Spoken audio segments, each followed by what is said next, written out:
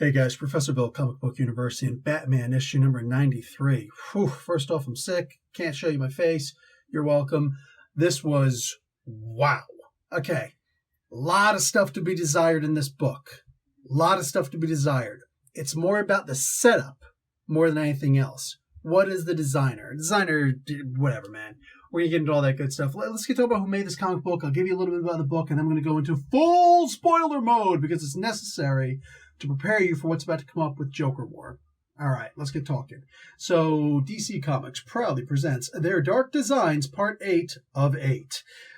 James Tynion IV is the writer. Guilhem March and Javier Fernandez are on art. Tomio Morey and David Barron on colors. Clayton Cowles doing the letters. Tony S. Daniel and Tomio Morey doing the cover.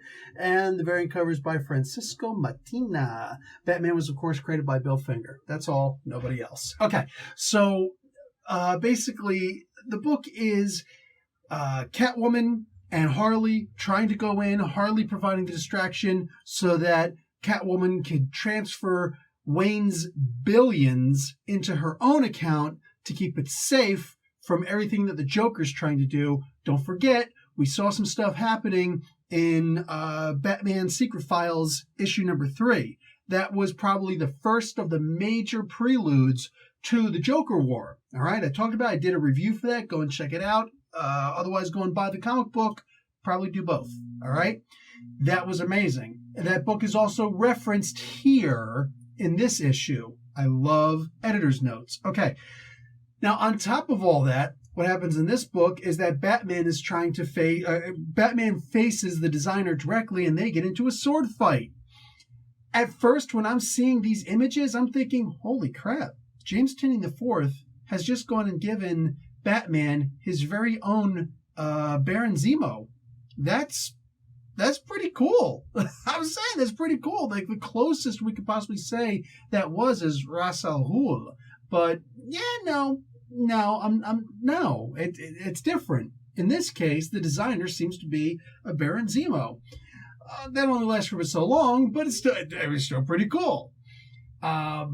That's really all I can say about this comic book without getting to the spoilers. Therefore, I'm now going to get into full spoilers. So if you haven't read this book, piss off. All right? Now, the designer was a nothing and a nobody. It's a corpse. That's all it is. It's an animated corpse. How'd the Joker do it? I don't freaking know. But it was cool. Like, how did he get the corpse of him, in the Wayne Manor graveyard and all that stuff? How did he get that stuff going, right? I don't know. But he did it here, and he had him fighting for like a little while, and that was actually kind of cool. Meanwhile, we were talking about distractions earlier. Harley providing the distraction for Catwoman. Turns out that the Catwoman thing, the designer was actually the big distraction. And Punchline, when she winds up slicing Harley's throat, look at the art. Look really close. First off, oh my God. March and Fernandez in this art. Look at the way that Batman's cape is ruffled. Like, that is just beautiful art. Look at the wire mesh that helps protect him from slashes, not stabs, but from slashes in his costume, as the rest of the costume is actually wrecked. Oh my God. Such a good freaking art team, man. Wow. Look at the bandages, on the mask, the so-called bandages on designer's mask. Like, just everything about this comic book, man. Gorgeous, gorgeous, beautiful art. Wow. I can't even give advice to these guys except keep drawing. Let me see more of this amazing stuff. Man, this was... You wind up finding out that the designer is just a corpse, and he was just the distraction, and lying in the background is the idea that not only are we going to get rid of Harley for the sake of getting rid of Harley's sake, but we're also going to get rid of Catwoman. You see, Joker needed that money. He already said in Batman Secret Files he's going to get that money. He got that money now because Catwoman made the mistake of trusting that underboss guy. The underboss is like, oh, yeah, your accounts are fully empty. I've got all your money. They're going to go to the Joker now. Wait, what? And then she gets shot. Where did she get shot? I didn't see it. I didn't see where she got shot, but girl got shot. All right, Catwoman, man, she got skinned. Punchline, I'm not going to say she's the greatest villain I've seen in a long time. She's absolutely not. Drawn really well. I like it. Supposed to be a side chick side chick replacement for Harley to the Joker. Works perfectly. I'm good with it. All right. I don't have any complaints about this character. I don't know what I was expecting from the character. I left it open. It's not blowing me away, but I'm still digging on this character as of right now. Plus, she beat Harley. That right there, that was cool. I like that. She actually knows what she's doing. Plus, Harley was too dumb to know you run from a gun. You run from a knife.